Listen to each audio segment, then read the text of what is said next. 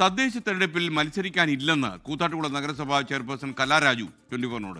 കൂറുമാറ്റ നിരോധന നിയമപ്രകാരം അയോഗ്യത നേരിടേണ്ടി വരുമെന്നതുകൊണ്ടാണ് മത്സരത്തിൽ നിന്ന് വിട്ടുനിൽക്കുന്നത്. LDF കൗൺസിലറായിരുന്ന കലാരാജുവിന്റെ പിന്തുണയോടെയാണ് UDF നഗരസഭ ഇപ്പോൾ ഭരിക്കുന്നത്. തനിക്കെതിരെ LDF ഉയർത്തിയ സാമ്പത്തിക തട്ടിപ്പ് ആരോപണങ്ങൾ കലാരാജു തള്ളിക്കളയുന്നു. വലിയ രാഷ്ട്രീയ നാടകങ്ങൾക്ക്, തട്ടിക്കൊണ്ടുപോകലുകൾക്ക് ഒക്കെ തയ്യാറായ ഒരു നഗരസഭ, അല്ലെങ്കിൽ അതിനെല്ലാം വേദിയായിട്ടുള്ള ഒരു നഗരസഭയാണ് കൂത്താട്ടുകുളം. കഴിഞ്ഞ നാളുകളിൽ അതിന്റെ രാഷ്ട്രീയപരമായിട്ടുള്ള വിവാദങ്ങളെല്ലാം കേരള സമൂഹം ഒന്നാകെ കണ്ടതാണ്. ഏതായാലും ഇപ്പോൾ കൂത്താട്ടുകുളം നഗരസഭ LDFന് കൈവിട്ടു പോയിരുന്നു. കൂത്താട്ടുകുളം നഗരസഭയിൽ LDFന്റെ ഭാഗമായിരുന്ന ഇപ്പോൾ UDFനൊപ്പമുള്ള ചെയർപേഴ്സൺ കലാരാജു 24നോടൊപ്പം ചേരുകയാണ്. പുതിയൊരു തെരഞ്ഞെടുപ്പ് കാലം കൂടി വരികയാണ്. ആദ്യം തന്നെ ചോദിക്കട്ടെ, മത്സരരംഗത്തുണ്ടോ? മത്സരരംഗത്തേക്ക് വേണ്ട എന്നുള്ളതാണ് എൻ്റെ തീരുമാനം. ഇപ്പോൾ ഒരു അടുത്തൊരു മത്സരത്തിന് ഞാൻ നിൽക്കുന്നില്ല, അതാണ് എൻ്റെ തീരുമാനം.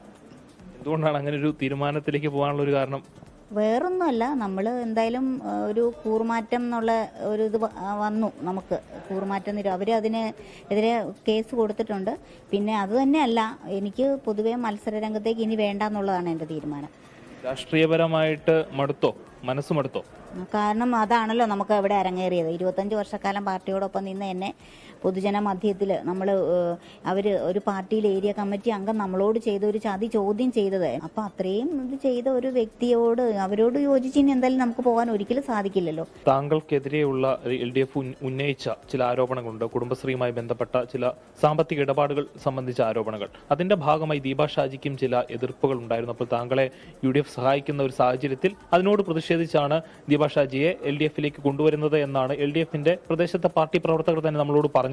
അതിൽ എന്ത് വസ്തുതയാണ് താങ്കൾ കാണുന്നത്? ഒരിക്കലുമില്ല. ഞാൻ അങ്ങനെ ഒരു കാരണം ഒരു തട്ടിപ്പുകാരിയാണെങ്കിൽ അവർ അതിന് ഒരിക്കലും മുഖം കൊടുക്കുകയില്ല. പക്ഷേ ഞാൻ ബാങ്കിൽ നിന്ന്, കുടുംബശ്രീ അംഗമായ ഞാൻ ബാങ്കിൽ നിന്ന് ലോൺ എടുത്തിട്ടുണ്ടെങ്കിൽ അത് ഞാൻ അടച്ചു തീർക്കും എന്നുള്ള വ്യക്തമായ തെളിവ് അവർക്ക് കൊടുത്തിട്ടുണ്ട്. ഞാനത് അടച്ചു തീർത്തുകൊണ്ടിരിക്കുകയാണ്. അപ്പോൾ ആ ഒരു പേര് ഈ LDFക്കാർ പൊക്കിപ്പിടിക്കേണ്ട ഒരു കാര്യവും ഇല്ല. വോട്ടെടുപ്പ് വരികയാണ്, ഒരു ജനപ്രതിനിധിയാണ്, എന്തായാലും വോട്ട് ചെയ്യും. ആർക്കായിരിക്കുമെന്ന് ഞാൻ ചോദിക്കുന്നില്ല, ആരുടെ ഒപ്പമായിരിക്കും മനസ്സ്? ഞാൻ തീർച്ചയായിട്ടും അതായത് ഈ ജനം കണ്ടുകൊണ്ടിരിക്കുകയാണ്. ഈ ഇതുപോലെയുള്ള ഒരു സ്ത്രീയോട് ചെയ്തത്, ഒരു വിധവയായ സ്ത്രീയോട് അവരുടെ വസ്തു തട്ടിപ്പറിച്ചിട്ട് അവരെ പെരുവഴിയിൽ ഇറക്കി അന്ന് തന്നെ ഞാൻ പറയും, ശക്തമായി ഞാൻ പ്രതികരിക്കും. കാരണം ഞാൻ ഒരു ഇതിലേക്ക് വരുന്നില്ലെന്ന് മാത്രമേ ഉള്ളൂ, രാഷ്ട്രീയത്തിൽ തെരഞ്ഞെടുപ്പിലേക്ക് വരുന്നില്ലെന്നുള്ളൂ. പക്ഷേ എന്നെ നഖശികാന്തം ഞാൻ എതിർക്കും. ഇനി മേലിൽ ഒരു സ്ത്രീയോടും ഈ LDFനെ ഞാൻ എതിർക്കും. കഴിഞ്ഞ നാളുകളിൽ കൂത്താട്ടുകുളത്തുണ്ടായുള്ള രാഷ്ട്രീയ സാഹചര്യങ്ങളെല്ലാം മനസ്സും അടുപ്പിച്ചിരിക്കുന്നു. തെരഞ്ഞെടുപ്പ് രാഷ്ട്രീയ രംഗത്ത് നിന്ന് ഒരു വിടവാങ്ങലാണ്, അല്ലെങ്കിൽ അതിൽ നിന്ന് കുറച്ച് നാളത്തേക്കെങ്കിലും മാറി നിൽക്കുകയാണ് കലാരാജു. പുതിയ തെരഞ്ഞെടുപ്പിൽ മത്സരിക്കുന്നില്ല. പക്ഷേ LDFനെതിരെ ശക്തമായി പ്രതിഷേധിക്കും, UDFന് വേണ്ടി പ്രചരണ രംഗത്തിറങ്ങും എന്ന ശക്തമായ നിലപാടാണ് കലാരാജു പ്രഖ്യാപിക്കുന്നത്. രാഹുൽ VSനൊപ്പം അമൽ സുരേന്ദ്രൻ, 24 കൊച്ചി.